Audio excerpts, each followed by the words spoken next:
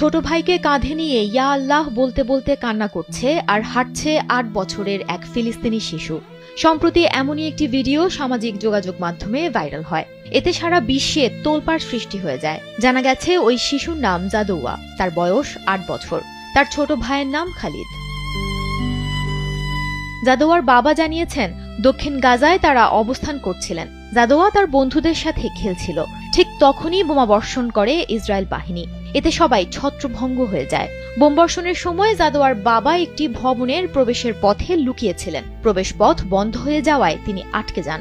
এখন যে কোনো ব্র্যান্ডের পুরাতন এসি বদলে নতুন ওয়ালটন এসিতে উপভোগ করুন 25% ছাড়।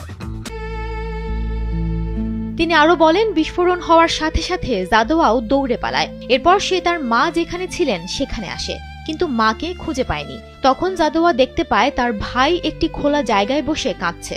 তড়িঘড়ি করে ভাইকে কাঁধে তুলে নিয়ে অন্যদের অনুসরণ করে পালাতে থাকে সে। ৮ বছরের জাদৌয়া তার ভাইকে কাঁধে নিয়ে 10 কিলোমিটার পথ পাড়ি দিয়েছে। তখন জাদৌয়া এবং তার ভাই